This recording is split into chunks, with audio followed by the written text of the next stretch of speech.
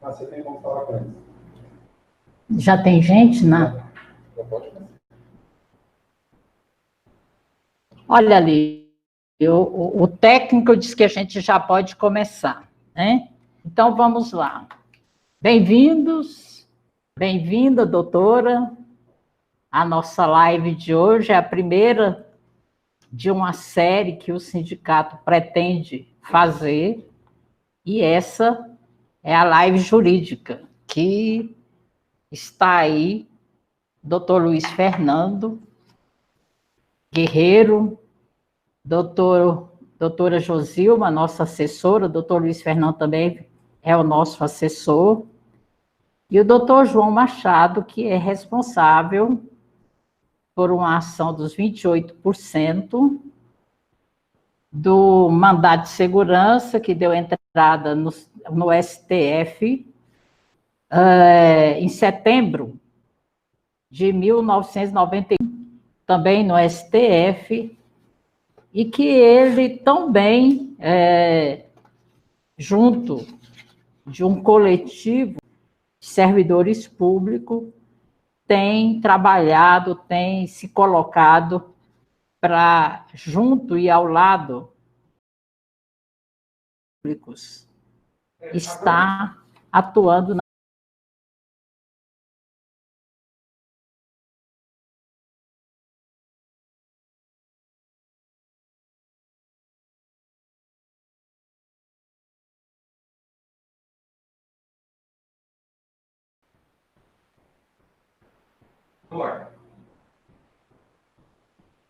Ok? Então, vamos retomando aí a nossa live, né? Como nós apresentamos os nossos expositores, é uma live jurídica que nós denominamos. Vem aí, inicialmente, o doutor Luiz Fernando, que vai fazer uma exposição da nossa agenda em torno da GEAP, Viva a Previdência, demandas em nível nacional que tramitam, seja no Congresso ou no STF, especialmente no STF, e algumas ações preparatórias que o doutor Luiz Fernando vem estudando aí para defender os nossos direitos, o direito da categoria. Em seguida, nós teremos o doutor João Machado. Ele vai focar em um assunto muito importante para a categoria, que é o que nós chamamos, e todos e todas conhecem, que é o processo 3099, é os 28% do Ministério da Saúde, uma ação que nós demos entrada no Supremo Tribunal de Justiça em setembro de 1993. O doutor João vem acompanhando e lutando aí para ver esse pagamento, e a gente vai estar ouvindo, doutor João, em que situação, em que pé se encontra esse processo. Em seguida, nós teremos a doutora Josilma, que também é advogada. Doutor João, lembrando que ele se autodefine de forma até bem importante para nós. Ele próprio se autodefine, é servir aos que têm fome e sede de justiça. Esse é o perfil de doutor João Machado. Em seguida, a doutora Josilma, advogada e assessora do sindicato, do nosso sindicato. Ela é também membro do Coletivo Nacional de Advogados Servidores Públicos, o que nós chamamos de CNASP, cujo doutor Luiz Fernando também tem um coletivo nacional de vários advogados, de vários sindicatos e não só da Previdência, mas também da Universidade Federal, enfim, de outros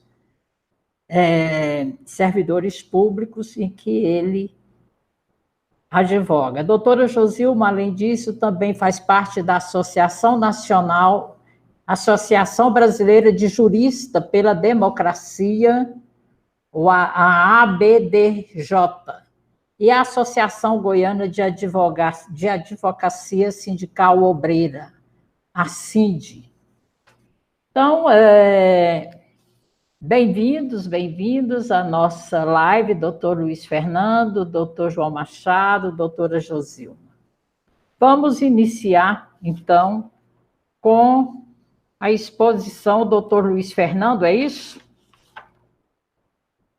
15 minutos, doutor Luiz Fernando, a palavra é com você.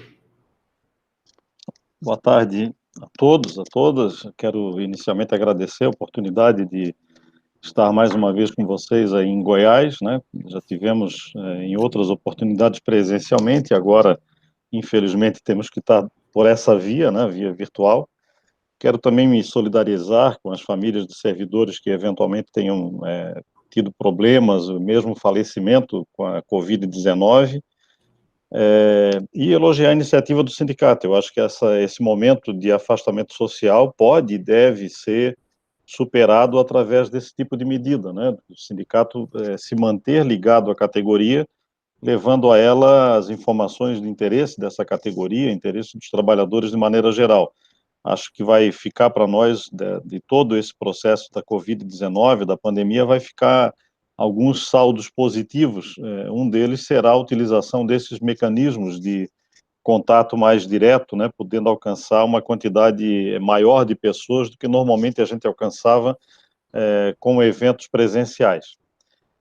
Sobre os temas que o sindicato sugeriu que abordasse, eu acho que a primeira questão que eu acho que vale a pena ressaltar é que, quando a gente fala de direito dos servidores públicos, nós precisamos contextualizar isso, né? Em que contexto político e econômico nós vivemos já há alguns anos, para poder entender com mais clareza as medidas governamentais voltadas, praticamente todas elas, se não todas, contra os interesses dos servidores, né? Nós temos, desde o início do governo Temer e continuando agora com o governo Bolsonaro, uma série de medidas de contenção de despesas públicas, sobretudo na parte salarial dos servidores públicos e dos direitos dos servidores de maneira geral, que começaram lá com a proposta de emenda constitucional que resultou na emenda número 95, que congelou as despesas públicas por 20 anos, né, inclusive despesas com saúde. Vejam o que nós estamos vivenciando agora, né? Boa parte das dificuldades que o país enfrentou para poder combater a Covid-19 era fruto do descalabro da administração da saúde pública no Brasil nos últimos 4, 5 anos, né, da redução drástica de recursos nessa área. E também da redução de recursos para com o salário dos servidores públicos, né? Tivemos vários exemplos de profissionais de saúde não aceitando propostas de emprego nesse momento, em razão dos salários que não compensavam o risco de vida que teriam que correr, né?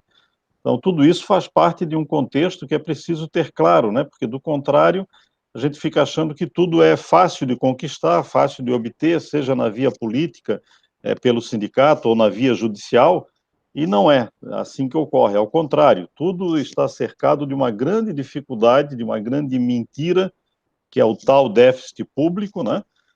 Que justifica boa parte das medidas que os governos vêm tomando. Iniciamos, então, lá com a emenda 95 no governo Temer, tivemos agora, recentemente, já no governo Bolsonaro, tivemos a emenda constitucional 103, a reforma da Previdência. Não vamos abordá-la hoje aqui, porque seria muito extenso, vamos passar só alguns itens dela. E mais agora, recentemente, depois do início da pandemia, a Lei Complementar 173, que é aquela que, a princípio, objetivava repassar recursos federais para estados e municípios, mas o governo federal, para fazer esse repasse de recursos a estados e municípios, impôs diversas condições, não só aos estados e municípios, mas a ele próprio. Uma delas, que eu penso que é relevante, que os servidores tenham conhecimento, altera a lei de responsabilidade fiscal, e, portanto, altera em definitivo, não é algo provisório, né? Impondo daqui para frente que as negociações entre servidores públicos e governantes em qualquer das esferas, inclusive no governo federal, só possam ser realizadas até 6 meses antes de terminar o mandato do presidente da República, do governador ou do prefeito. Isso já limita essa possibilidade, então, em 4 anos de mandato, limita a 3,5 de possibilidade de negociação. Como todos os governantes que ingressam normalmente precisam de 6 meses, um pouco mais, até para entender exatamente o funcionamento da máquina, dá para a gente entender aí a redução do tempo em que a lei vai permitir que servidores negociem com a administração pública. Essa lei complementar 103 também proíbe que dessas negociações resultem compromissos que ultrapassem o mandato. Um governante não poderá mais fazer uma negociação em que parte do pagamento dessa negociação fique para o próximo mandatário, como se a negociação fosse dele, governante, com os servidores, e não do Estado com os servidores. O Estado continua depois que esse governante sai. Né? Então, isso vai significar também uma limitação grave de possibilidade de negociação. Por quê? Porque o parcelamento é exatamente a forma de contornar as dificuldades financeiras alegadas pelo próprio Estado. Vocês mesmo, tanto na saúde quanto na Previdência, tiveram em 2016 uma negociação de 4 anos. Hoje em dia, com a Lei Complementar 173, essa negociação não seria possível. Vocês já tiveram negociação de incorporação do PCCS à remuneração lá atrás, que levou 6 anos, não seria mais possível. Então, vejam que são diversas medidas que vêm sendo tomadas no sentido de comprimir e impedir, dificultar até mesmo a possibilidade de negociação daquele governante que queira efetivamente negociar, né? Para além daquele que já não tem disposição e que já tem outras opções financeiras para a utilização dos recursos de que dispõe. Esse quadro conjuntural, eu acredito que se agrava agora com a pandemia. Por quê? Porque assim que nós sairmos dessa fase mais aguda, né, da própria pandemia, nós entraremos certamente numa fase de dificuldades econômicas, que já estamos experimentando, mas no agravamento dela, e com ela virá novamente a alegação de que o Estado precisará de recursos para recuperar a economia, para abrir empregos, etc., e que mais grave de tudo é a perda do emprego. Então não fica difícil, no meio desse discurso, defender, por exemplo, a redução remuneratória dos servidores públicos mais uma vez, agora com fundamento na pandemia e na necessidade de investimentos públicos na recuperação da economia. Né? Então, penso que esse é outro quadro que se agravará no próximo período. Se nós não tivemos ainda a redução salarial direta dos servidores, tivemos com a Lei Complementar 173, a outra medida que ela tomou, o congelamento de todas as verbas salariais dos servidores. Até dezembro de 2021, isso já está na Lei Complementar 173, quer dizer, é um reforço à Emenda Constitucional 95, que já proibia o aumento de despesa por 20 anos. Nós teremos certamente depois, com a retomada aí do esforço para as atividades produtivas, certamente mais uma boa parcela de alegações no sentido de impor novas restrições aos servidores públicos para tentar, com isso, manter o tal equilíbrio fiscal. Né?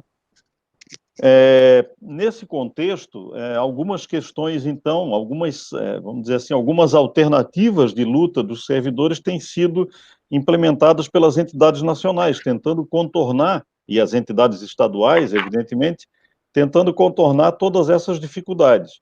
Um desses campos de atuação, a Teca falou há pouco, se refere à GEAP e à VivaPrev, né? Que são instituições que vêm da antiga assistência patronal, a GEAP agora fazendo a parte de saúde, e a VivaPrev tratando da parte do antigo pecúlio facultativo. Boa parcela dos servidores tinha essa opção por um pecúlio facultativo. Na GEAP, o grande problema que os servidores vêm enfrentando já há anos é o aumento desenfreado dos preços dos insumos e dos serviços médicos hospitalares de maneira geral, que tem levado a fundação a praticar o aumento das contribuições devidas pelos servidores, né?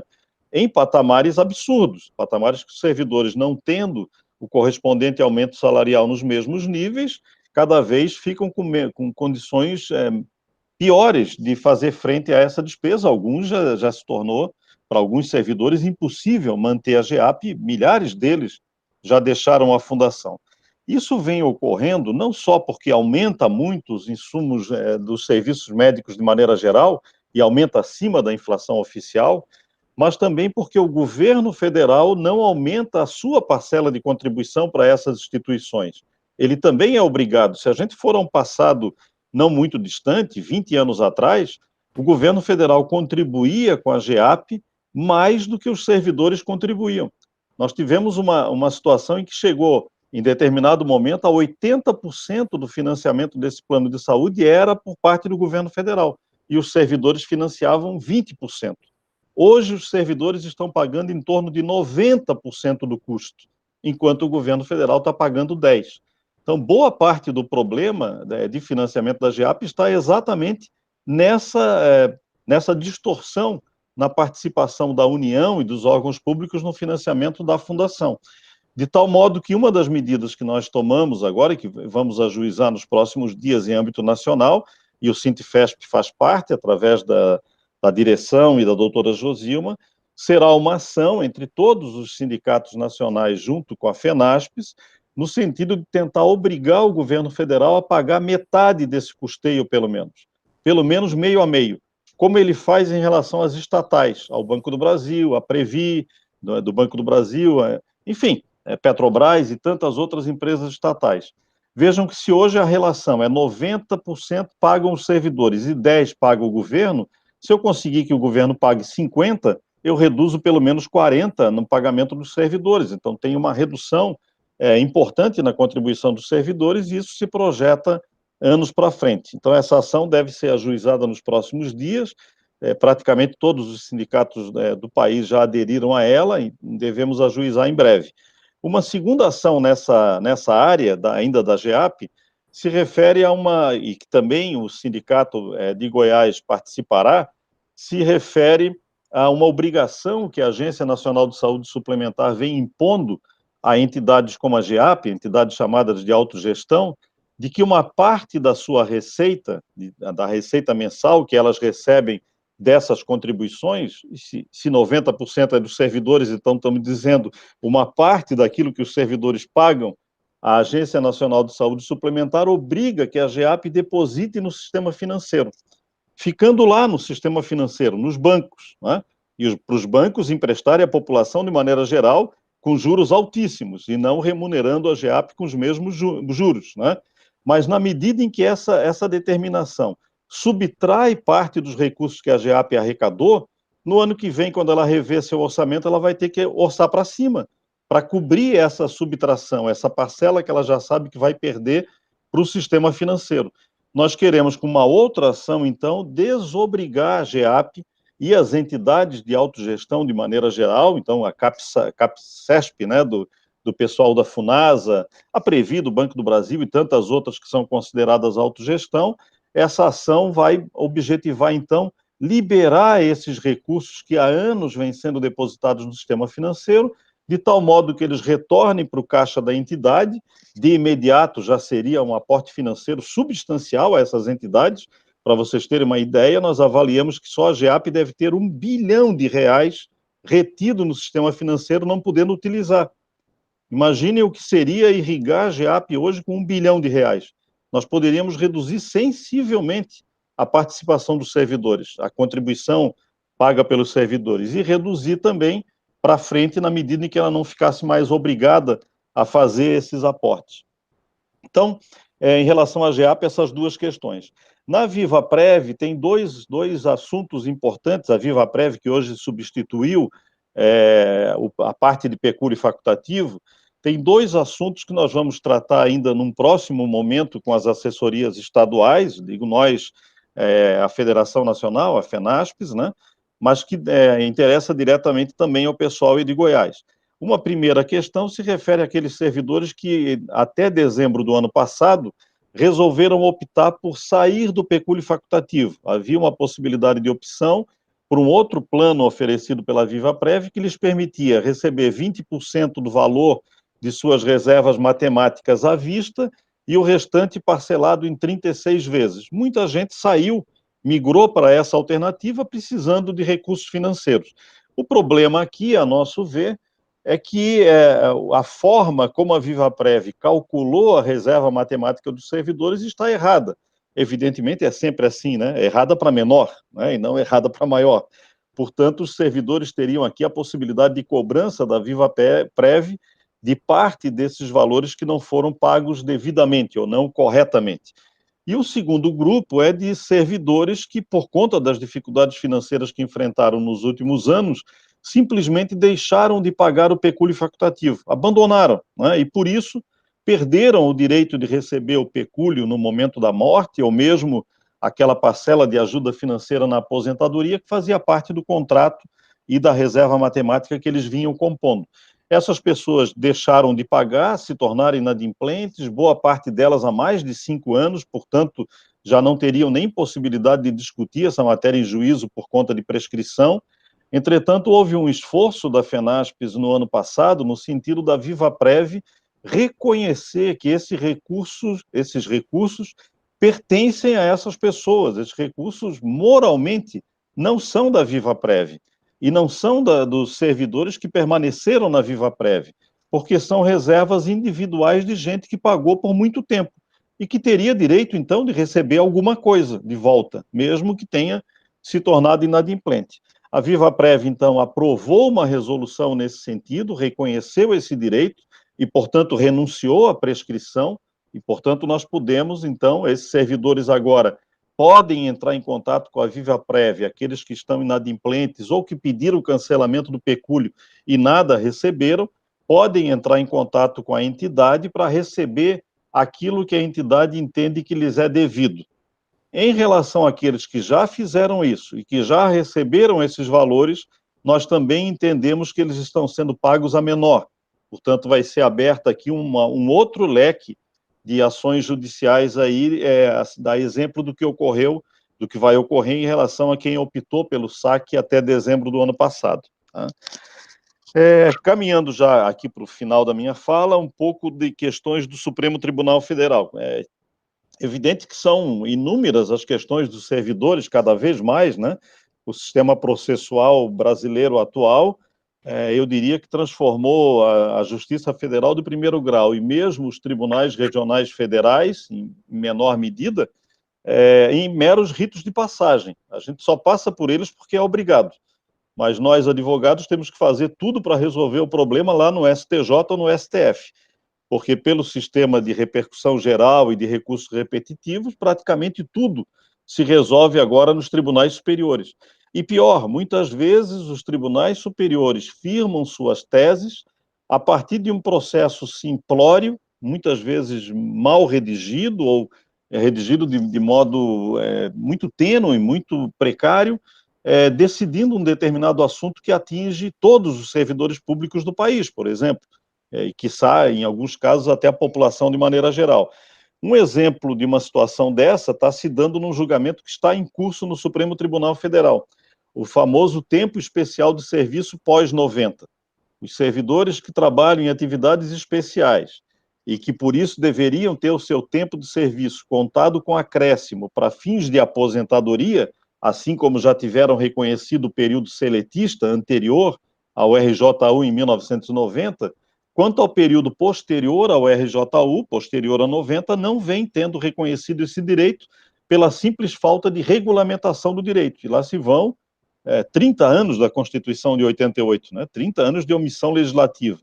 Então, o Supremo Tribunal está julgando o tema 942, de repercussão geral, e que vai decidir se os servidores têm direito, os servidores públicos, a contar esse tempo ou não. Se o Supremo resolver que esses servidores têm direito, boa parte deles terá um acréscimo substancial de tempo de serviço. Imagine de 90 até 2020, nós estamos falando de 30 anos. Um homem que tenha uma atividade com 40% de acréscimo, estamos falando de 12 anos de acréscimo. Da noite para o dia, ele deixou de ter 30 anos de serviço, passou a ter 42. Se ele tem 42 anos de serviço, ele já completou as condições para se aposentar bem antes da emenda 103, quiçá até mesmo da emenda 41 em 2013, ou talvez até antes da emenda número 20 em 1998. Então, é uma ação é uma demanda muito importante que pode mudar substancialmente a vida de boa parte dos servidores públicos que têm já uma idade, a imensa maioria deles, uma idade já avançada, e aqueles que trabalham na área da saúde, praticamente todos sujeitos a esse tipo de atividade. Esse tema 942 foi eleito pelo Supremo numa repercussão geral a partir de um recurso do Estado de São Paulo, num processo judicial de um servidor público do interior de São Paulo. Nós acabamos ingressando, como a Teca falou, esse coletivo de advogados de servidores públicos, conseguimos ingressar como amicus curiae nesse processo, a exemplo de outras instituições, como o Instituto Brasileiro de Direito Previdenciário e mais 2 ou 3 entidades que estão participando como amicus curiae, que é uma forma dessas entidades auxiliarem o julgamento da Corte, e estamos agora, o julgamento começou com o voto contrário do ministro Luiz Fux, contrário ao direito que nós defendemos, e seguido do voto do ministro Fachin divergindo, e, portanto, a nosso favor, e dos ministros Alexandre de Moraes e Marco Aurélio a nosso favor. Portanto, está 3-1 a nosso favor, e houve um pedido de vistas do ministro Barroso. Nós precisamos ter 6 votos, então falta alcançar 3 votos dos 7 ministros, 4 mais 1, dos 7 ministros que ainda temos para votar. Então, esse esforço vai ser feito agora, durante esse pedido de vistas, no sentido de tentar assegurar que a gente tem essa maioria, e se ganhar, então, essa questão, aí certamente teremos que abrir centenas de processos coletivos ou individuais nos estados para ver assegurado esse direito, se é que a administração não vai tomar medidas de orientação normativa, etc., que assim o façam, né? Uma outra questão que está em julgamento também no TCU e que nós estamos participando também, diz respeito à decadência de processos administrativos de aposentadoria. Situações em que o servidor se aposenta, o processo leva às vezes 5, 6, 8, 10 ou 20 anos para ser julgado no Tribunal de Contas da União, e daqui a pouco o Tribunal de Contas da União julga e diz que tinha um tempo de serviço indevido e manda o servidor simplesmente retornar à atividade, por exemplo, né, suprimindo um determinado tempo de serviço. O que nós estamos sustentando aqui é que não é possível que o Tribunal de Contas tenha um tempo indefinido para fazer análise de atos de aposentadoria, porque isso causa uma enorme insegurança jurídica aos servidores. Então, em particular, nesse tema 455, esse da decadência, também estamos atuando. Por ora, a decisão já foi tomada a favor do estabelecimento de um prazo de 5 anos depois que o processo chega no TCU, para que o TCU decida, porém a União embargou de declaração alguns dias atrás, tentando, na verdade, desconstituir praticamente toda a decisão do Supremo, ou modulando de tal modo a decisão do Supremo que nós podemos, talvez, tê-la totalmente esvaziada. Esse é o objetivo da AGU.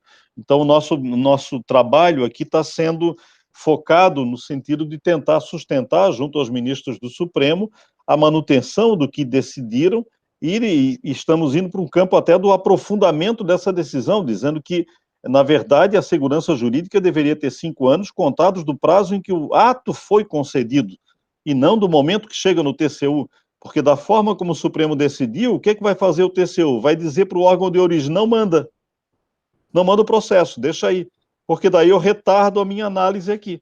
Eu faço na hora que eu quiser. Se vocês mandarem daqui a 20 anos, eu ainda terei 5 anos para analisar. E com isso, volta a estaca zero a insegurança, não é? Então, também essa é uma questão que está em discussão. E a última, e por aqui vou encerrando a minha fala inicial, se refere ao julgamento que está em curso também a respeito de diversas ações de inconstitucionalidade. A doutora Josima depois vai falar também sobre a questão das alíquotas progressivas, que é parte do julgamento, mas existem várias ações de inconstitucionalidade a respeito da emenda constitucional 103, né? Na sua totalidade, por conta de questões formais, que se o Supremo reconhecer como tendo ocorrido erros na tramitação no Congresso Nacional, a emenda teria que ser toda anulada, e nós achamos que esses erros aconteceram, o erro de não retornar à Câmara dos Deputados aquilo que foi alterado no Senado, e houve alteração no Senado, mas é provável que não se derrube, mas enfim, essa discussão está em aberto, e depois essa discussão afunila para alguns aspectos específicos da Emenda Constitucional 103, dentre as quais o estabelecimento da alíquota progressiva, que a doutora Josilma vai discorrer a vocês mais à frente. Então, fico inicialmente por aqui, para não me estender também, não tomar muito tempo dos colegas, né, e fico à disposição aí para a gente esclarecer mais alguns pontos para frente. Obrigado. Então, muito obrigada, doutor Luiz Fernando. Está aberto meu microfone? Obrigada, doutor Luiz Fernando, pela tua exposição, sempre otimista. E nós, junto com você, queremos transmitir isso para a categoria e, com certeza, eu tenho dito para a categoria que todo mundo quer muito que estas ações tramitam o mais rápido possível. Não é interesse só meu, seu, ou de um ou de outro colega. É de todos nós, do sindicato, é a nossa esperança, a nossa posição e a nossa luta. Eu vou passar em seguida para o doutor Machado, que vem falar exclusivamente sobre a execução dos 28,86% mandato de segurança, reconhecido aí como 3099, que é há quase 30 anos, né, doutor Machado, fazendo aí a defesa, a luta em torno desta ação. O senhor está com a palavra, doutor Machado. Muito bem, muito bom estar com vocês. Primeiro, doutor Luiz Fernando, pela excelente exposição, doutor Josilmo, que está nos assistindo, nosso camarada Rony, nosso técnico, e a querida Terezinha. Esse é um processo do século passado, muito interessante, né? Nós estamos tratando uma causa do século passado, ainda da época do senhor Itamar Franco. Esse foi um mandado de segurança impetrado contra ato do ministro da Saúde, que era o Zé Serra, na época, no início, bem no início da discussão em torno dos 28. Esse mandado de segurança, a ordem foi denegada no STJ, foi feito um recurso ordinário no Supremo, lá nós pegamos um castigo de 5 anos, e o Supremo concedeu a ordem e já tinha, inclusive, resolvido a matéria no âmbito daquele mandado de segurança, do recurso ordinário também, do mandado de segurança em Brasília.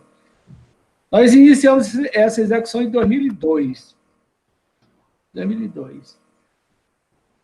E começamos com uma enorme dificuldade, que era o acesso às fichas financeiras.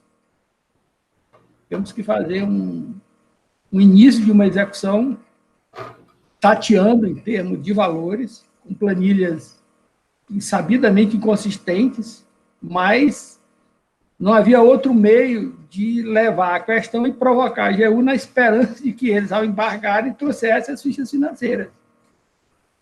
Só que a AGU, ela apresentou embarque de execução discutindo contra apenas de 23 ou 24 pessoas do quadro geral de substituídos. E aí o STJ realmente sentou em cima dessa execução. E ela não ia para um lado e nem ia para o outro. O Sintfesp se mobilizou, tivemos audiência com o advogado-geral da União, Toffoli, 2 vezes, para que ele, de algum modo, desse ordem lá para a instituição dele apresentar os documentos. Porque o ministro requisitava, mas ninguém dava muita atenção. Ou seja, dentro do STJ, a execução estava sendo maltratada. Ela estava sendo deixada de lado. Numa certa altura, o Sintfesp conseguiu, com uma liderança importante do governo, que tinha vinculações com a Central Única dos Trabalhadores, as organizações de servidores públicos, ela realmente atendeu o Sintfesp e entregou a ficha financeira, depois de muitos anos. E aí o Sintfesp fez uma planilha, organizando uma planilha bem estruturada, e nós, então, juntamos isso no processo, para dar uma arrancada na execução. Nesse tempo todo, mudaram os ministros que estavam relatando o mandado de segurança, a execução do mandado de segurança. E aí uma ministra assumiu e intimou o Sintfesp para dividir essa execução em grupos de 10. Nós aproveitamos o momento da elaboração dos cálculos e apresentamos isso de forma mais organizada. E aí, simplesmente, eles citaram a União novamente para opor embargos de execução, como se a execução não tivesse começado em 2002. Isso foi recentemente. Mas a avaliação que se fazia naquele momento era de que era preferível esse encaminhamento do que deixar a execução no estado de paralisia, como ela estava, sem muita perspectiva de encaminhamento. O fato é que a União embargou essa execução e, felizmente, o ministro resolveu julgar todas de uma vez. Proferiu uma decisão de 61 grupos de 10 e julgou os embargos da União. Resolveu todas as questões em torno das quais as partes estavam debatendo. Fixou o termo inicial de contagem de juros, que a União estava querendo contar juros moratórios só a partir do início da execução, estava desconsiderando a data da impetração do mandado de segurança, foi em setembro de 1993, estabeleceu os índices de correção monetária. Quando o ministro proferiu essa decisão dos embargos, a questão última de índice de correção monetária ainda estava pendente de decisão no Supremo Tribunal Federal. E aí ele proferiu uma decisão no sentido de que deveria expedir os requisitórios com base na TR, naquele período que era discutido, e depois que o Supremo resolvesse a questão, se expediria precatórios complementares, caso o Supremo confirmasse a decisão que estava sendo indicada lá nos julgamentos. O fato é que, antes de se expedir os primeiros requisitórios nesse caso, o Supremo definiu a matéria e agora nós estamos reorganizando a determinação dos valores da execução, já observando esse parâmetro da atualização monetária. Nesse meio tempo, ano passado, nós fomos chamados pela AGU, em Brasília, e eles nos apresentaram uma ideia de negociação. Fomos chamados para conhecer um órgão que tinha sido criado na AGU, que era uma indicação da modernização da AGU, um entendimento diferente da AGU para essas ações coletivas, o interesse em negociar, e apresentaram para nós as condições da negociação com a AGU. Naturalmente, não era uma proposta de negociação. De modo gentil, o que, de certo modo, se pedia era uma espécie de uma carta de rendição. As exigências eram extremamente inconvenientes. Batimento de valor, desaires altíssimos, servidores, questionamento em relação aos falecidos no curso do mandado de segurança, 1000 objeções, transferência de obrigação para o escritório, para o Sindicato, para ficar fazer levantamento de processos das ações ordinárias. E aí essa questão foi apresentada, foi discutida no âmbito da direção do sindicato, inclusive com os próprios servidores, e aí entendemos por bem prosseguir a nossa jornada.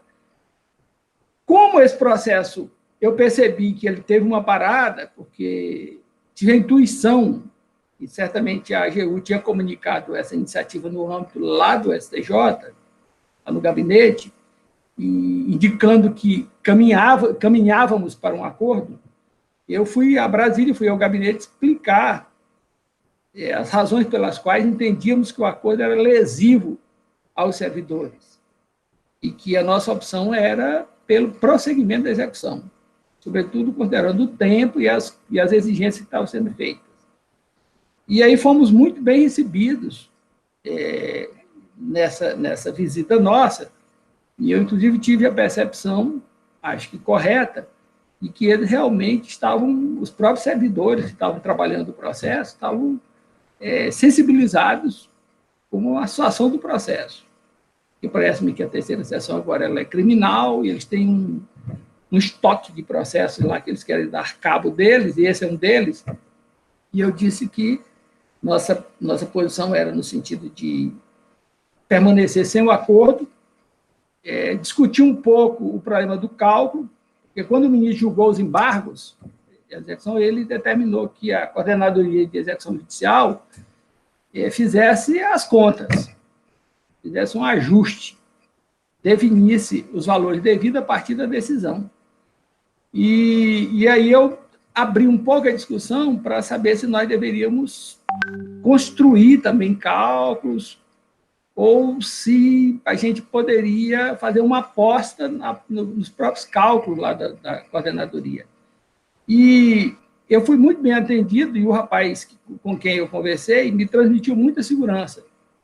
E de lá eu saí praticamente convencido de que a melhor estratégia na condução dali para frente era fechar com a conta da Coordenadoria da Execução Judicial, fechar totalmente, confiar no trabalho deles e tentar colocar a AGU numa outra posição, colocar ela do outro lado.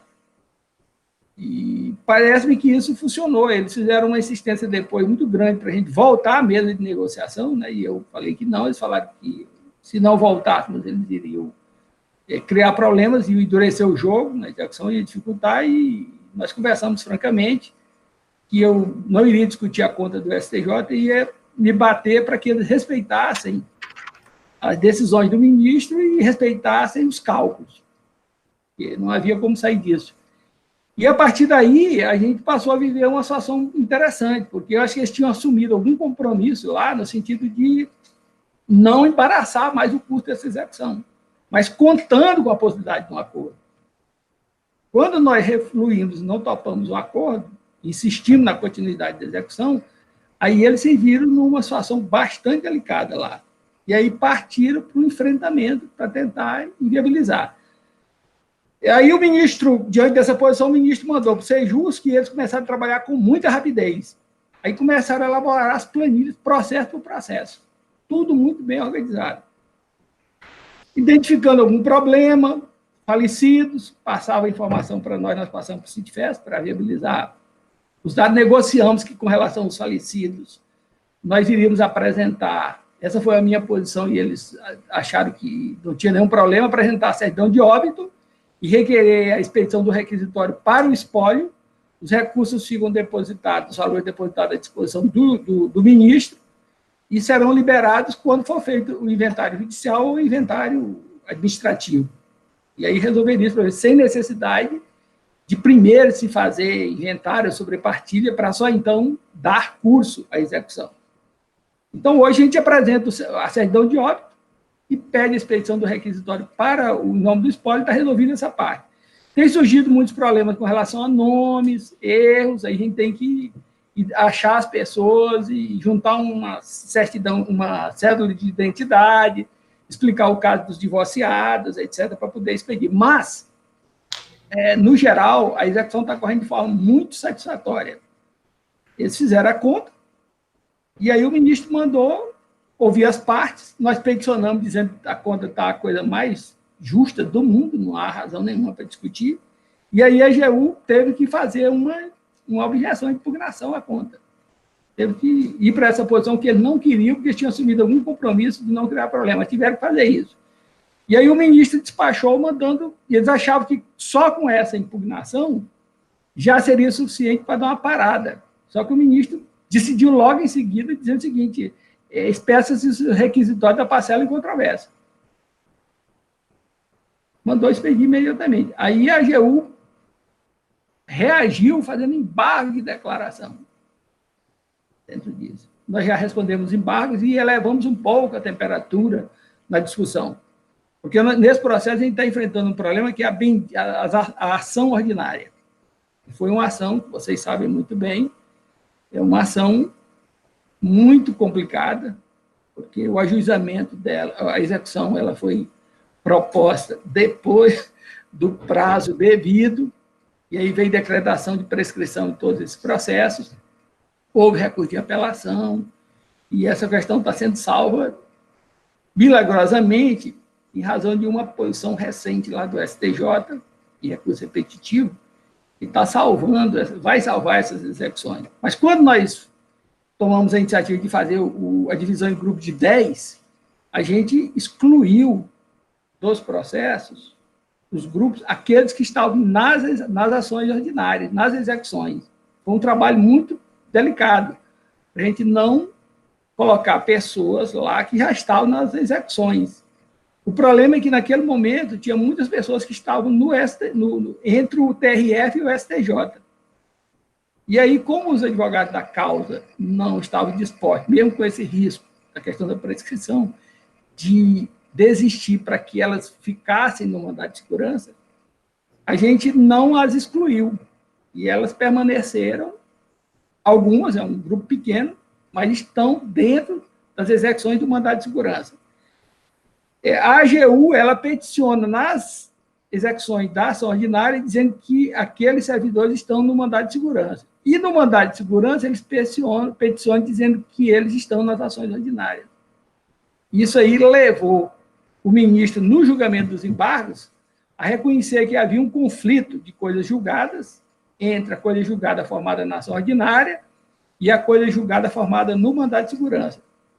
Ele reconheceu o conflito e afirmou a prevalência da coisa julgada formada no mandado de segurança. Então, aí mudou um pouco de figura. Então, quando a AGU traz a discussão de que as pessoas estão lá na ação ordinária, e sempre informações muito superficiais, de passagem, aí nós temos que responder pontualmente, partindo dessa decisão do STJ, que é a prevalência do mandado de segurança. Depois nós vamos no site do tribunal para identificar se existem precatórios expedidos. Depois temos que verificar se tem precatórios pagos, porque a AGU ela só suscita o problema. Mesmo lá no STJ, ela mantém um nível muito superficial de discussão. E passa, de certo modo, como nós não queremos fazer petições responsáveis, isso devolve um trabalho gigantesco para a gente. Nós temos que fazer esse exame. Temos identificado alguns que têm precatórios não foram expedidos, e outros que foram expedidos, mas não foram pagos, e nós estamos comunicando isso lá no mandado de segurança e deixando para o ministro a decisão de saber se ele vai refluir, em que medida ele vai refluir da posição que ele estabeleceu nos embargos. Eu estou defendendo de modo intransigente a decisão dele. Então, nos próximos dias, esperamos, nós começaremos a ter a relação dos nomes para os quais, nome das pessoas para as quais foram expedidos os requisitórios de pagamento dessa dívida. Já saiu um grupo de 10 e vão sair agora vários grupos. Então, a execução está bem encaminhada. E agora nós estamos defendendo a posição do ministro. Então, lá é o seguinte, comprovou pagamento, esse aí foi um outro problema. O processo que tem no STJ, a execução começada em 2002, só agora a AGU começou a trazer documentos para dentro da execução. Eles fizeram um esforço muito grande aqui em Goiás, no órgão de gestão de pessoas, para tentar identificar os termos de acordo. E conseguiram desenterrar alguns. Porque quando nós fomos promover essa execução, a gente excluiu 600 pessoas, não estava que tinham feito transação. Então, mas mesmo nesses que nós imaginávamos que não tinha transação, apareceram agora uns termos de acordo. Então, nós estamos fazendo, como o ministro disse, bem, você tem que provar que foi feita a transação. Não vale só aquela fichinha. Tem que trazer um termo e ele tem que estar homologado. Depois eu quero ler o termo para mim saber se realmente houve ou não renúncia. Porque se não, as coisas não estiverem muito claras no sentido de uma renúncia, vamos considerar esses valores pagos administrativamente, abater e prossegue a execução pelo remanescente. Muito boa posição. Então, tudo que está aparecendo lá são os termos de acordo que eles encontraram, nada foi homologado judicialmente, os valores estão em branco, quais são os valores que as pessoas estariam conformadas em receber. Então, eu estou debatendo ponto por ponto. Tem aparecido muitos termos de acordo. Nós estamos considerando e pedindo na linha da adesão do ministro, para encaminhar para a coordenadoria, para levar em conta os valores comprovadamente pagos, estão naquelas fichinhas do SEAP, e abater. Essa é a nossa posição. A AGU, naturalmente, eles juntam e pedem a extinção das execuções.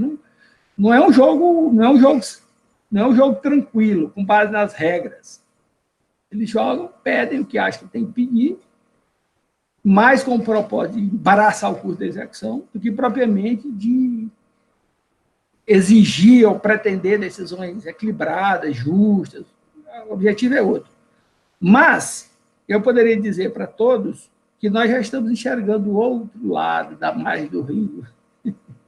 Depois desses anos de batalha, estamos enxergando outra margem do rio. Agora nós estamos pilotando o barco.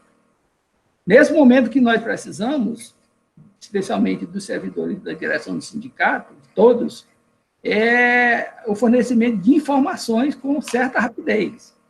Porque tem prazos, e os prazos são curtos lá. Então, aparece um morreu, eu tenho que ter a certidão de óbito. Fulano, o nome está escrito com T, não é T, é P, explique por que é com T, senão não vou expedir o requisitório. E eles estão surgindo um problema um ou outro, eles param aquele grupo. Claro que não era o caso de parar o grupo, poderia parar o caso, mas eles param, porque estão lidando, o corpo de servidores é pequeno, nós temos conversado com as pessoas, eles estão trabalhando à distância, mas estão trabalhando de modo muito firme. Então, o trabalho é um grupo lá muito capaz. Eu acho que eles estão com a orientação de acabar com essa história do MS 3099. Há uma ideia assim, de liquidar a parada. Então, nós estamos fortes, satisfeitos com esses encaminhamentos. Estamos aqui à disposição para dar alguma informação adicional que seja necessária para os colegas, para a direção e para os colegas. Obrigada, doutor João Machado. Essa aí é um sonho, né? Um sonho dourado de receber essa ação, e aí as expectativas são nossas. Então, vamos passar imediatamente para a doutora Josilma. Doutora Josilma, 15 minutos aí para você trabalhar o que você vai falar para a categoria aí nessa live. Por favor.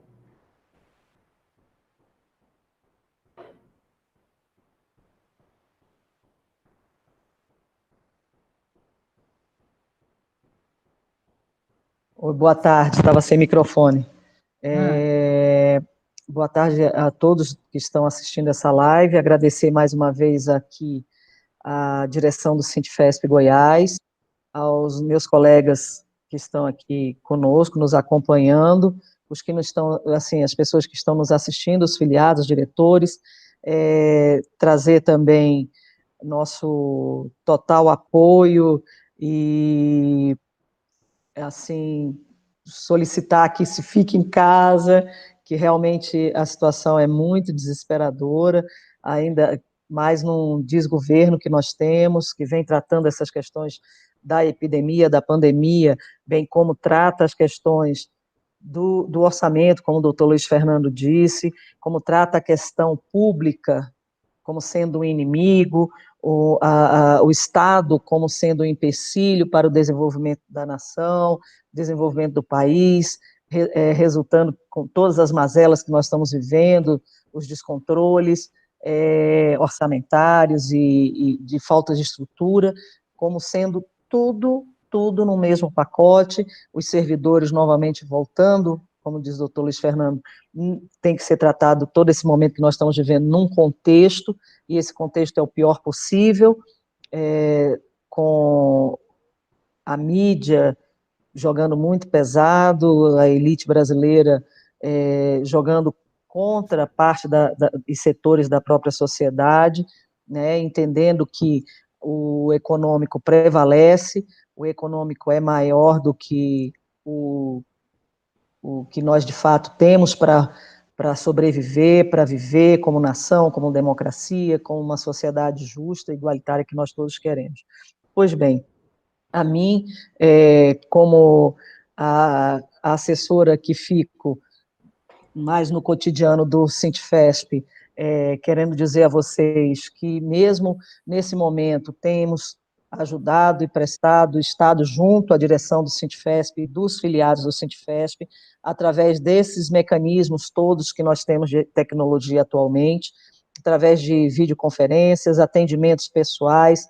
O escritório tem se mantido, de certa forma, em plantão, com o Sintfesp e os filiados do Sintfesp, e gostaríamos também de estar lembrando isso a vocês, que qualquer dúvida podem se reportar ao sindicato, que tem os nossos telefones, a nossa, né, forma de contato, que nós vamos atendê-los o mais rapidamente possível, né, no que for preciso para os servidores individualmente, e com relação às questões coletivas e às questões de demandas que vêm se apresentando, como essa em especial da tentativa de retorno ao trabalho. Nós estamos vivendo hoje, junto ao Poder Judiciário, com uma série de adiamentos, todo momento adiando o retorno do atendimento presencial, o que é correto, justo, não estou dizendo que seja errôneo, que nos traz uma série de problemas, nos traz uma série de consequências processuais, inclusive. Nós não temos conseguido, aqui na primeira região, como eu e o doutor Machado vivenciamos, nós não temos ainda desenvolvido a grosso modo, na sua maioria, os processos virtuais e os processos eletrônicos, ainda é incipiente. Nós temos muitos processos físicos, inclusive aí do Sintfesp Goiás, os processos coletivos em especial. O TRF da primeira região vem fazendo um esforço agora nesse momento da pandemia de digitalizar, de transformar, de migrar, como eles chamam, esses processos para o PJE, que é o processo eletrônico, mas nós temos uma gama de processos enormes, uma gama enorme de processos que ainda são físicos, e a falta do contato, os servidores trabalhando em home office também, como os servidores do Executivo, grande parte dos servidores do Executivo, vem dificultando o nosso acesso a esses processos, vem dificultando o nosso contato com os magistrados e, consequentemente, o desenvolvimento desses processos na sua tramitação. Pois bem, não bastasse tudo isso, nós temos vivenciado por vocês e nós, consequentemente, na qualidade de advogados e assessores das entidades e de servidores públicos, uma série de impactos, né, pelas atitudes administrativas, pelos atos administrativos tomados por esse governo, como a questão do INSS, da retomada dos trabalhos e a exigência dos servidores retomarem os trabalhos fisicamente nas APS, contratação de terceirizados para desenvolver o trabalho que nós sabemos que é muito específico dos servidores do INSS, trabalhos no Ministério da Saúde, em especial de atendimentos, do monitoramento do sistema SUS, que demanda a presença de servidores públicos federais nos locais de trabalho, pois, como disse o doutor Luiz Fernando, bem disse, não há um preparo do serviço público enquanto administração para desenvolver esses atendimentos, essas rotinas por meio do home office, sem dar condições aos trabalhadores. Uma das grandes preocupações da direção do Sintfesp é nesse sentido. Nós já desenvolvemos várias ações administrativas no sentido de garantir o direito dos filiados ao Sintfesp Goiás, dos filiados ao Sintfesp Goiás, que ao retornarem ou serem obrigados a trabalhar fora do home office, fora do trabalho em casa, à distância, que seja a eles concedidos todos os equipamentos necessários, toda a segurança necessária no ambiente de trabalho, bem como o deslocamento e dos que vão ser atendidos também, e dos que lá estiverem, né? Essa atitude o Sintfesp Goiás já tomou. Nós temos apoiado, temos trabalhado em conjunto à direção nesse sentido, estamos estudando junto com a assessoria da FENASP, das entidades nacionais. A FENASP recentemente já ajuizou uma ação nesse sentido, da contratação dos terceirizados, e acredito que, se necessário for, nós também vamos ter que ajuizar uma ação, o Sintfesp Goiás, uma ação no sentido de garantir, de tentar, junto ao judiciário, sensibilizá-los, né, para que as condições de trabalho estejam dadas tanto para os servidores do Ministério da Saúde como para os servidores do INSS, e o INSS com a sua peculiaridade de atendimento ao público como uma agência, é uma coisa muito séria, com vários casos já descritos e relatados de servidores que testaram positivo para o Covid-19, como também já vieram a falecer, em ambientes de trabalho que estão sendo higienizados, notícias de colegas de vocês que têm sido testados positivamente. Então, essas atitudes e essas demandas, vamos dizer assim, essas providências administrativas, no sentido de que não são judiciais, estão sendo tomadas pela direção do Sintefesp, juntamente conosco, as assessorias do Sintefesp, tanto o meu escritório como o escritório do Dr. Luiz Fernando, e em conjunto com as assessorias nacionais, sob orientação e discussão dessa situação, porque ela é nacional, com as assessorias nacionais, das entidades nacionais que representam os servidores da saúde e previdência.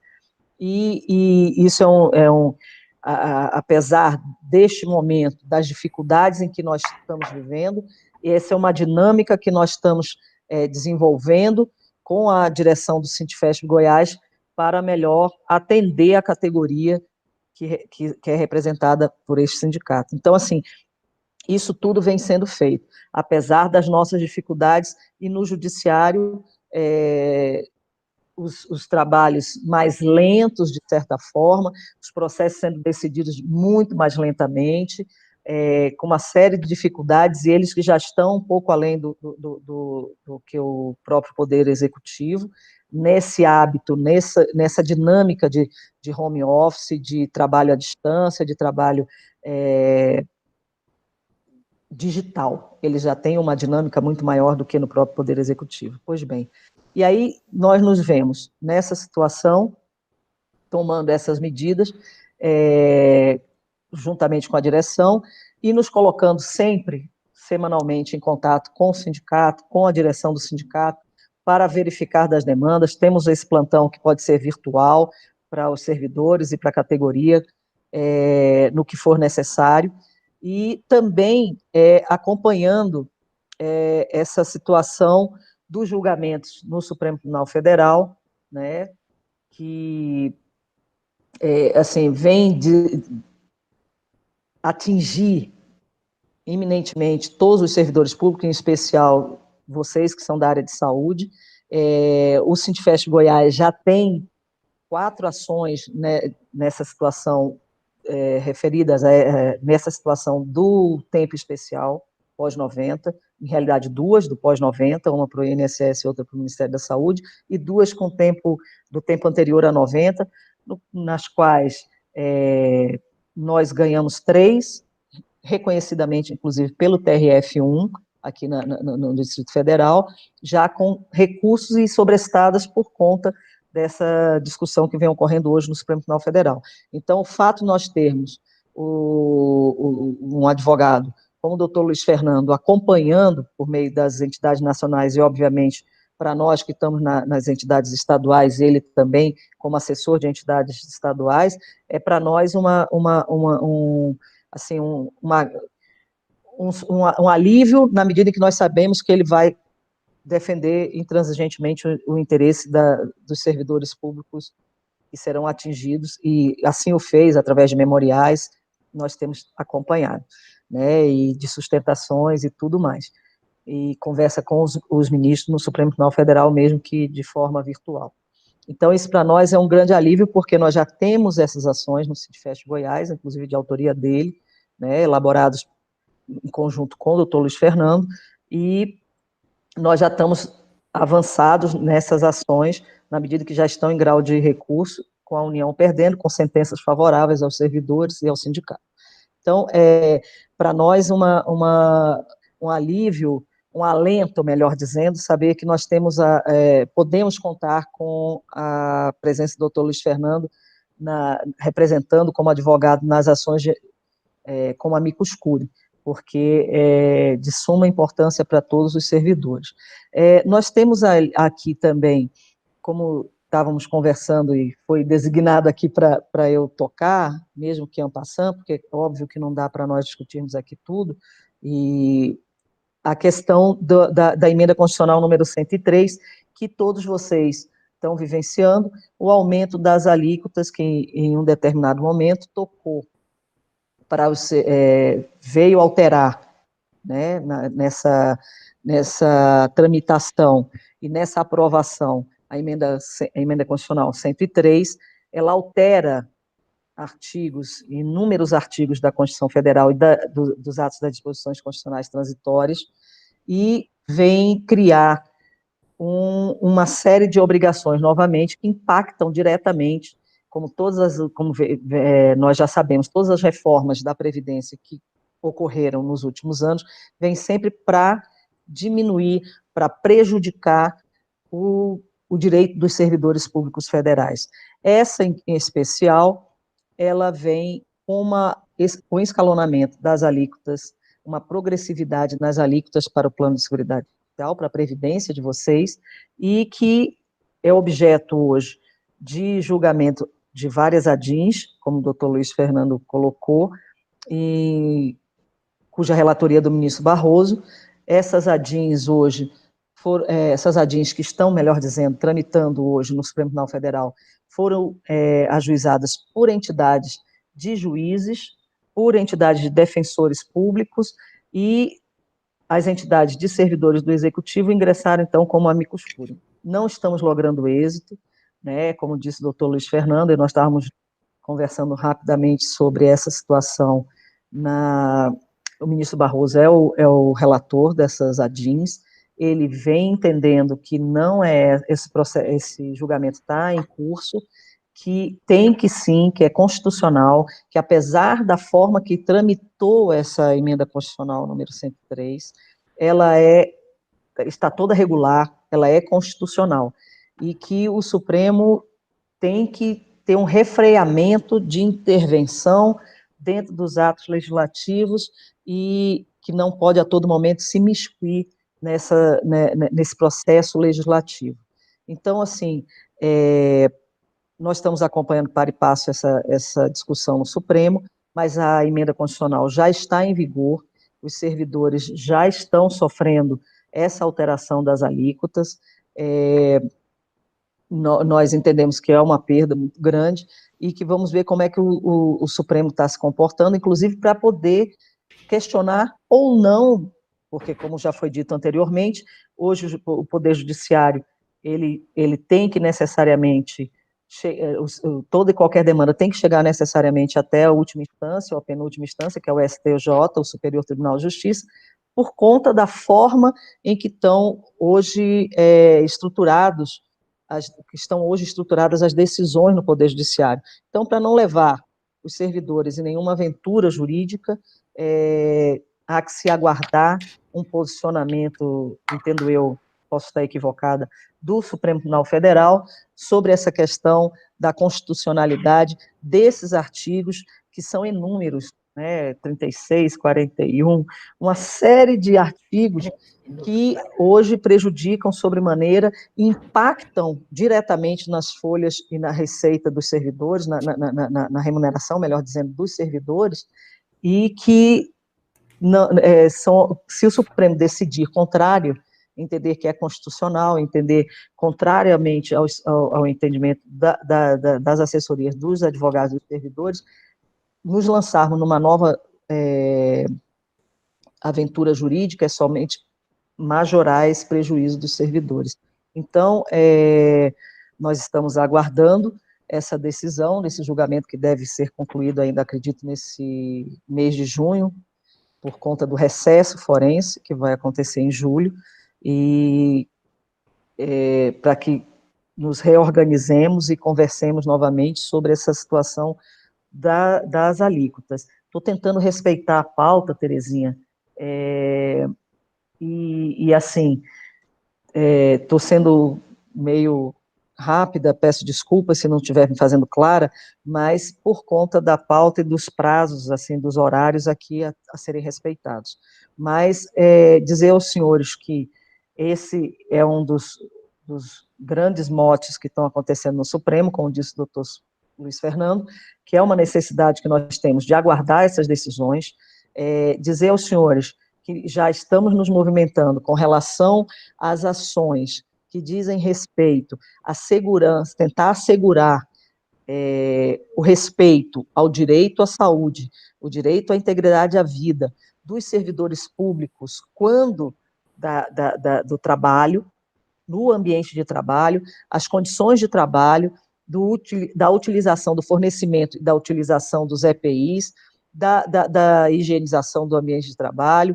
A direção do Sintefesp já se posicionou junto aos gerentes executivos no estado de Goiás e Tocantins, Anápolis, e que todo esse arcabouço já está sendo criado, a federação também vem se colocando muito presentemente, a questão das assistentes sociais, que é uma preocupação muito grande, também vem sendo tratada pela federação e junto à sua assessoria jurídica, os 3 escritórios que compõem a assessoria jurídica da federação, e nós, enquanto assessores dos sindicatos estaduais, em especial o Sintefesp Goiás, estamos trabalhando já numa minuta de ação, que caso necessário seja, e que se mantenha esse retorno do trabalho na pandemia, ainda no estado de pandemia, que nós tomemos essa iniciativa imediatamente.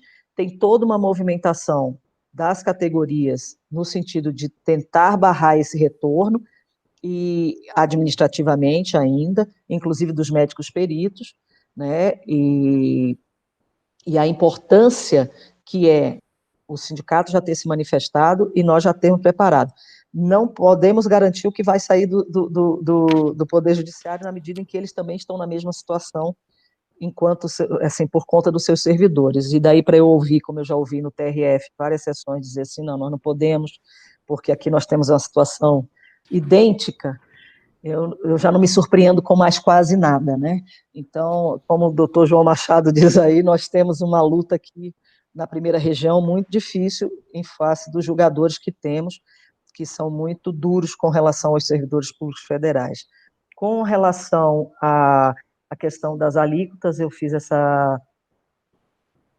esse en passant, para que nós, já existem ações que estão ajuizadas e que nós vamos aguardar esse resultado e colocar para vocês que estamos aqui todo momento que vocês precisarem, junto com a direção do Sintefesp, para trabalharmos em favor da categoria e no que nós entendemos que, juntamente com vocês, que há uma possibilidade jurídica e não uma aventura para podermos ajuizar e podermos tentar defender os direitos de vocês. Acredito que tenha me feito breve, não queria estourar meu tempo, Terezinha, e então, com isso, agradeço mais uma vez a oportunidade de estar com vocês, é sempre um prazer muito grande de atender o Sintefesp Goiás, estar na presença do doutor João Machado, doutor Luiz Fernando Silva, mais ainda, e da direção do Sintefesp, agradecer essa oportunidade e me pôr aqui à disposição para os esclarecimentos que se fizerem necessários. Obrigada. Obrigada, doutora Josilma. Então, eu não consigo voltar para a tela. Listar algumas pessoas que já estão participando do nosso evento. Vamos listar aí, em nível nacional, a Lídia, Bahia, Márcio, Rio Grande do Norte, Moacir, Paraná, que está prestigiando a nossa live. São diretores da FENASPES. Muito obrigada, é um prazer que vocês estejam conosco. Lídia, Márcio, Moacir. Queremos também cumprimentar a Terezinha Queiroz, Maria Ramos, Carmen Paulino, Jane Miranda, Gisele, que é diretora do Sintefesp, Luzia Cavalcante, Rita Aparecida, nossa companheira aqui, diretora do Sintefesp, Laura, diretora do Sintefesp, Dimas, Jesulina, cumprimentar o David Christian, da CNTSS, e que amanhã vai estar aqui conosco, falando sobre a luta nossa no CGNAD, que é o Comitê Gestor Nacional da Avaliação de Desempenho, ele que é do INSS, guerreiro, quanto mais aí de Sergipe. Leonita Peixoto, Maria Tomé, Felipe Jader, Elvina Vieira, Valdina, diretora do Sintfesp, Mauro está aqui também participando. Queremos aí, então, cumprimentar a todos e a todas. Nós temos algumas perguntas que são importantes aqui, que, na verdade, são perguntas mais de cunho específico, né? A Leonita, ela fala da GEAP e está aqui colocando por que a GEAP não tem a UTI móvel. Nós vamos estar conversando com a Leonita e respondendo isso para ela logo que a gente sair daqui. A Rita Aparecida, ela está solicitando informações sobre os anuênios. Os anuênios, tanto do Ministério da Saúde quanto do INSS, não estão nem com a doutora Josilma, também com o doutor Machado e nem doutor Luiz Fernando. São com o escritório reunidos de Santa Catarina e que nós já estamos conversando com esse escritório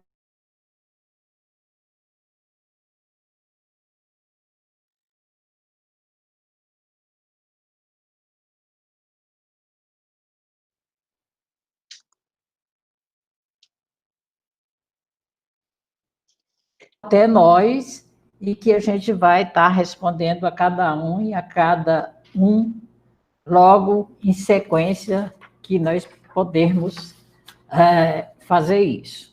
Eu queria destacar aqui que chegou uma companheira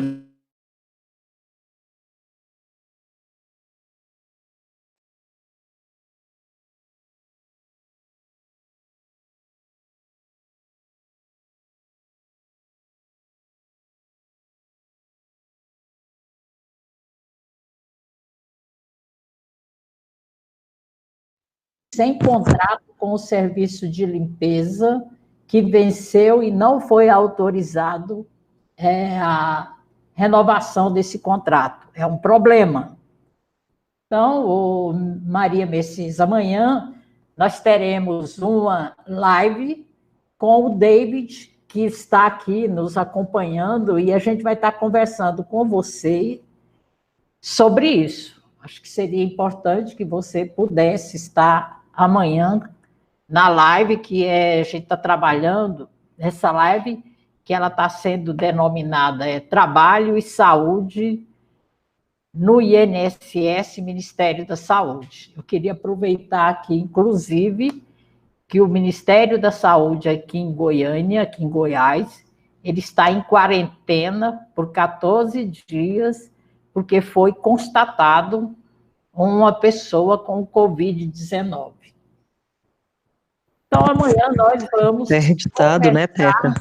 Desculpa, Teca. Inclusive, estão interrompidos serviços lá na Coordenadoria de Pessoas. Eu fui informada disso também, porque nem vocês da direção, de que o andar inteiro foi evacuado, o andar inteiro está de quarentena, não temos RH no NEMS Goiás. Por conta de uma servidora diagnosticada positivo Covid-19. Olha o risco, gente. Então, acho que a gente queria destacar e lembrar, né, que também a Confederação, a CNTSS, ela vem atuando. Nós entregamos o Mercedes, eu vou mandar para você, depois eu preciso de fazer esse contato mais próximo com você. Nós temos um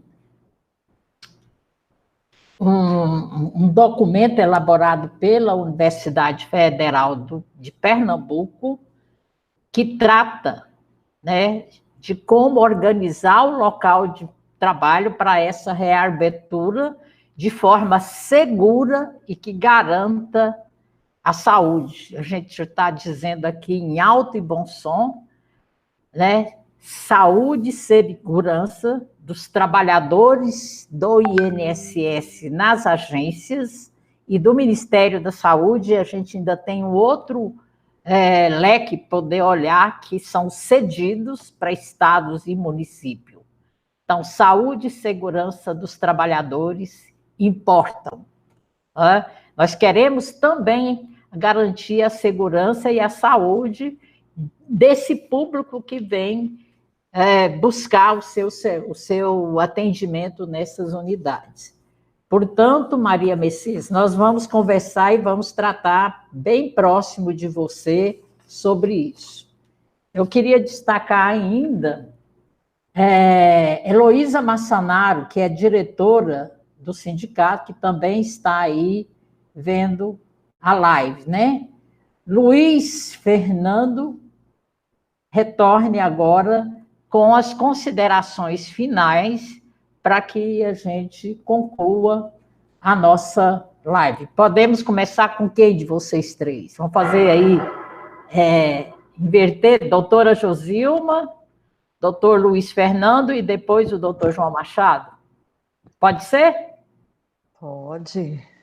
Então, posso falar? Então, inicialmente, muito obrigada mesmo, não só aos expositores, mas àqueles que nos prestigiaram nesse final de tarde, e vamos continuar a nossa agenda respondendo o que está aqui para que possamos chegar até vocês, passando essa resposta e chamando para amanhã, às 15 horas, tratando dessa questão mais específica nossa, saúde e segurança, vidas dos trabalhadores em saúde e previdência importam.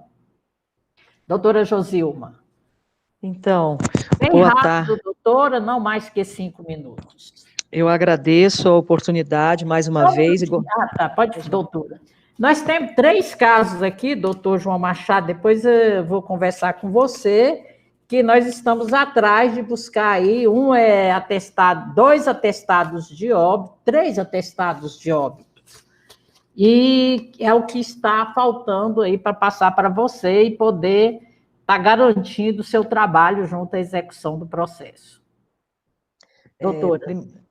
Primeiramente, gostaria de agradecer e parabenizar o Sintfesp por essa iniciativa.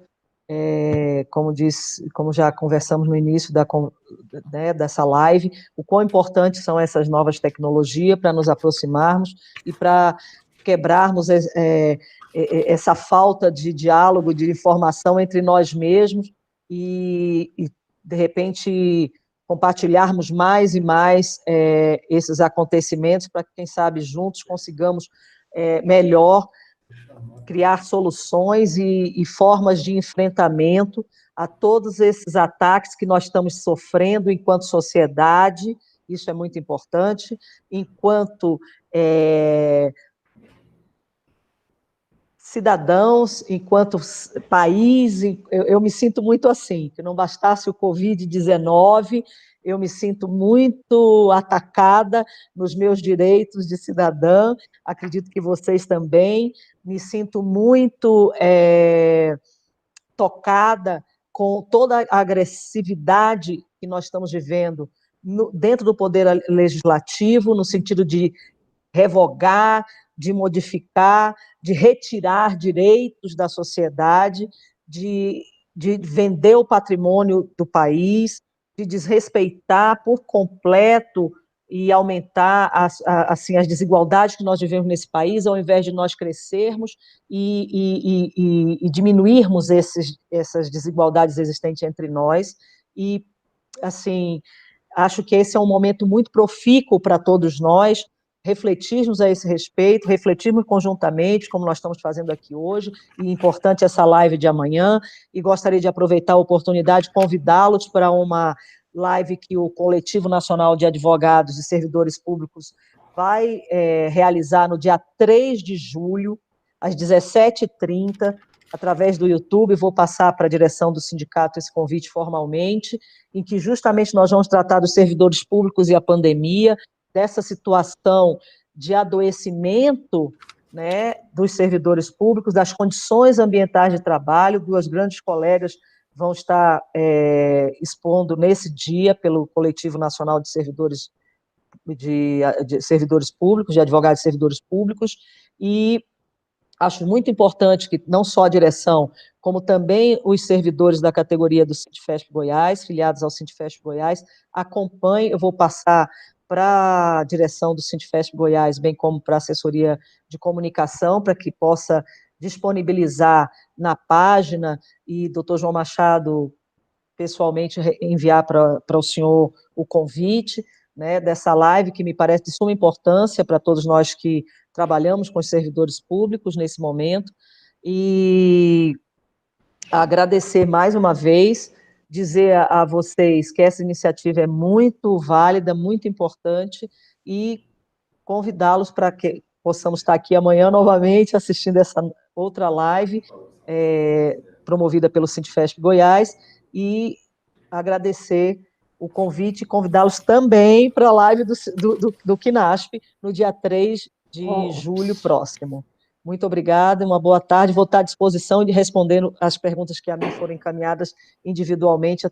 A direção vai nos enviar e vou dar retorno pessoal para vocês. Muito obrigada, uma boa tarde. Obrigada, doutor João Machado. Bom revê-lo. Doutor Luiz Fernando, não, nem se fala.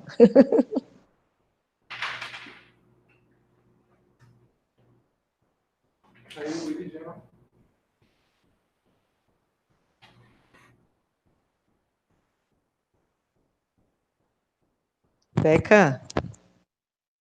Acho que a Teca caiu aí para ela a conexão.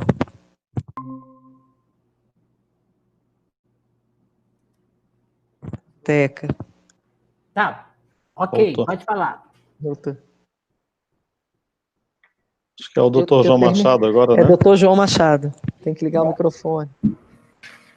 Bem, eu quero agradecer a oportunidade também de estar numa mesa com a Teca, com o nosso camarada Rony, eu chamo ele, né? O Josil, o Luiz Fernando, é sempre uma alegria. E a gente, encontrando e conversando, a gente fica mais fortes para enfrentar o desafio desses processos. E, sobretudo, eu quero assinalar a importância das abordagens do Dr. Luiz Fernando, porque esse é um grande problema na discussão das ações do servidor público, que é um peso muito grande de uma fragilidade de compreensão política do que significa o Estado brasileiro, o país, os grandes desafios e a posição do servidor público nisso tudo. Desde a última década do século passado, eu, pessoalmente, como advogado, percebi uma mudança significativa de estreitamento e possibilidade de luta e de efetivação de direito no âmbito do Poder Judiciário.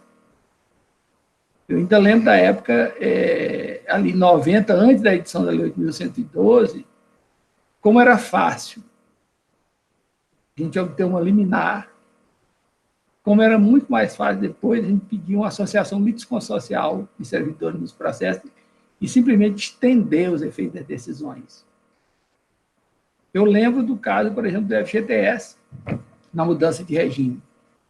Eles visavam uma ação com 2, 3 servidores, obtinham a liminar, depois se pedia a extensão da liminar para o universo de servidores. Isso era deverido.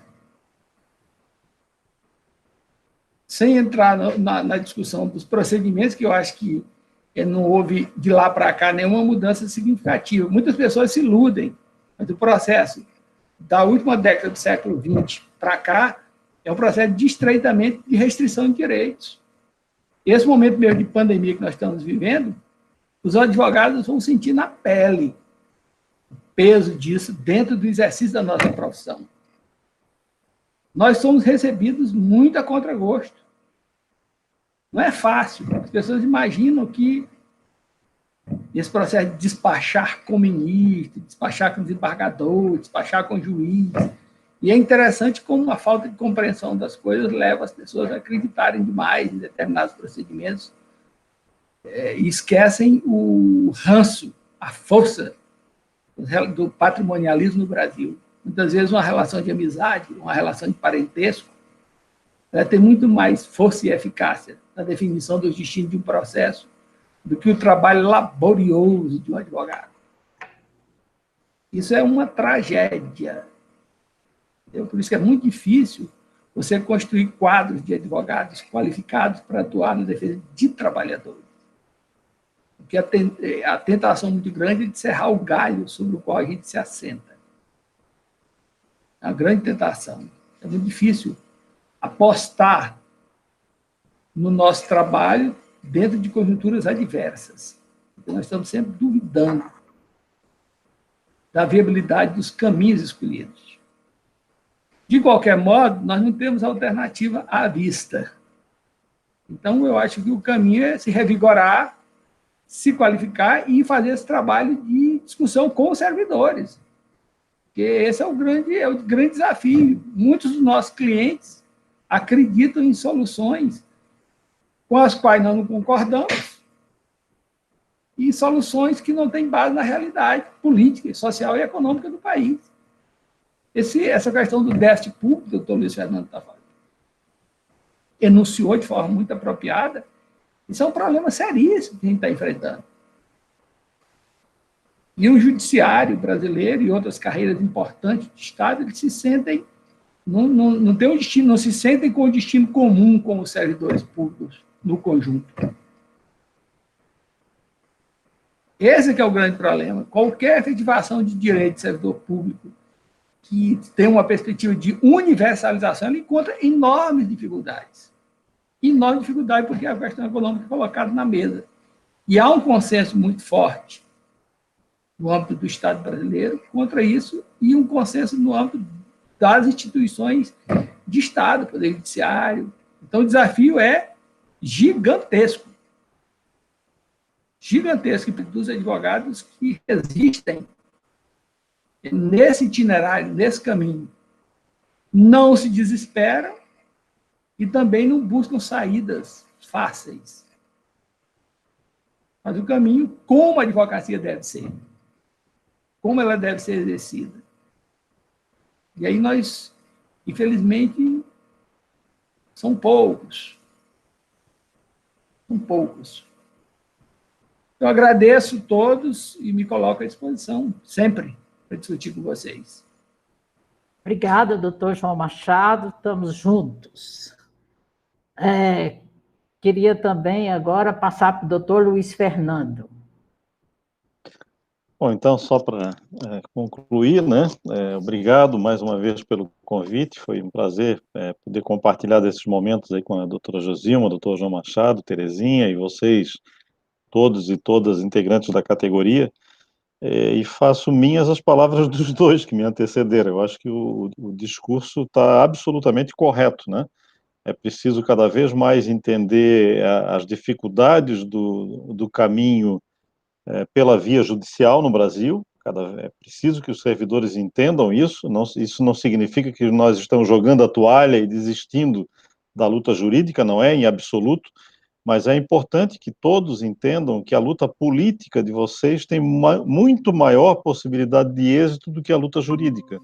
A luta jurídica é um apoio, é algo que a gente tem que continuar fazendo, mas vocês precisam se mobilizar, precisam voltar às lutas nas ruas para assegurar a manutenção de direitos de vocês e até a ampliação desses direitos. Nós não conseguiremos com meras ações judiciais. A gente vai ganhar um processo aqui ou ali, alguns deles demorando aí 20 ou 30 anos, né, doutor Jorge? É isso mesmo. Então, vejam o absurdo que é isso, né? Mas é a realidade, infelizmente, do judiciário brasileiro, né? Outros menos tempo, mas, de qualquer forma, tempo demasiado para a espera das pessoas que tiveram a lesão, né? Então, acredito que nós que atuamos voltados a sindicatos, temos esse desafio pela frente, mas temos que sempre repetir que a luta política de vocês é muito mais importante, muito mais eficaz, e a história de luta de vocês para trás, da luta dessa categoria, mostra isso, né? Que vocês conseguem efeitos muito mais rápidos e muito mais favoráveis do que a gente consegue na via processual, na via jurídica. E em torno desse assunto, então, eu quero também, mais uma vez, já disse isso no começo, antes da gente iniciar a própria live aos companheiros que estão aqui, nós vamos realizar também no dia 6, agora, como a gente estava falando, é a fase das lives, né? todo mundo faz live, mas está correto, tem que fazer mesmo, a gente tem que conversar entre si, com as pessoas que estão em nosso entorno, né? Nós vamos realizar no dia 6, vou mandar em seguida também para o sindicato e pedir que ele repasse a categoria, porque vai ser aberto tanto pelo Facebook quanto pelo YouTube, um evento para discutir exatamente esse aspecto que a doutora Josilma e o doutor João colocaram também, a pandemia e a crise capitalista e os desafios para a classe trabalhadora e os operadores do direito. Quer dizer, o que vem pela frente, né? Como é que nós vamos enfrentar o próximo período? Não hoje, mas o que vai acontecer com todos nós e, sobretudo, com servidores públicos e trabalhadores daqui para frente, né? Então, tentar antever isso e pensar de que modo nós podemos atuar, tanto as entidades sindicais na sua atuação política, quanto os advogados no seu apoio jurídico a essa atuação política e na tentativa de, pelo menos, manter direitos, né? E, se não avançar na conquista de novos direitos, mas manter aqueles que estão sendo solapados, o evento tem esse objetivo. Vão participar o professor Alisson Mascaro, que é filósofo e advogado da Universidade de São Paulo, uma pessoa que tem chamado muito a atenção para essa questão do papel do direito na sociedade, né, e de nós, operadores de direito, e um economista, Maurício Molinari, de Santa Catarina, que também é assessor do Diese, e que vai tratar esse aspecto, vai focar mais nesse aspecto da pretensa dívida pública, do déficit fiscal e das dificuldades que, a partir desse discurso, se colocam para a sociedade de maneira geral e para os servidores públicos em particular. Então, já deixo de antemão todos os convidados, vai ser um evento aberto, e mando em seguida para o sindicato, pedindo que, se ele tiver condições de divulgar a categoria, serão todos muito bem-vindos, né? E, por fim, então, agradeço, me coloco mais uma vez à disposição de outros eventos que vocês queiram realizar e que seja importante a nossa participação, assim como da Federação, da FENASPES, né? De modo que a gente possa cada vez mais confluir esforços aí no sentido de defender os interesses dos servidores. E, mais uma vez, obrigado. Obrigada, doutor Luiz Fernando. Queremos aqui, primeiro, agradecer ao Rony, apoio técnico, e essa live só foi possível acontecer com a presença e a participação e o apoio de Rony, o camarada Rony, como diz o doutor João Machado. Queremos também agradecer ao Cláudio, um entusiasta inveterado, e quanto mais aí na nossa assessoria de comunicação. Muito obrigado, Cláudio.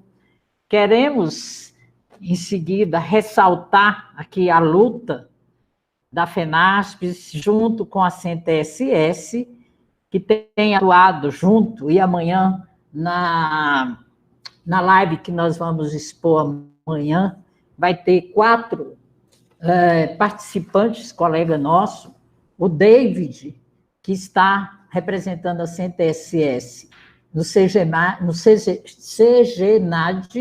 e no Comitê de Pontuação, também a Ritinha, né?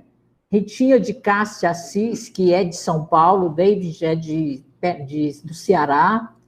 Nós teremos 2 outros colegas aqui, o José Bonifácio Boni, que é de Pernambuco, do Ministério da Saúde, e Lincoln, que é do Paraná, né, lá de Londrina, que também vai falar da nossa ação, das nossas negociações junto ao Ministério da Saúde.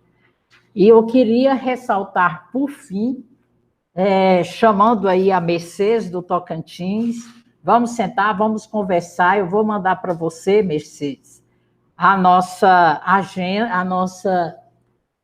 um documento que veio do Sindicato de Pernambuco, o Sindesprev Pernambuco, elaborado por um médico e um engenheiro do trabalho. Esse documento já foi entregue ao presidente do INSS, nós já passamos também aí para o gerente do Tocantins, enfim, vamos, a partir da próxima semana, atuar e fazer com que a reabertura das APS tem que ser com segurança e a garantia da saúde. E repetindo, vidas de trabalhadores importam. Muito obrigado a todos, a todas, por esse momento tão importante que é aí a live, a partir da tecnologia, nos ofertam, e faremos mais, doutor Luiz Fernando, com certeza vamos chamar você para estar conosco aqui. Um abraço, um beijo no coração de cada um, e mais uma vez, se puderem, fiquem em casa. Obrigada.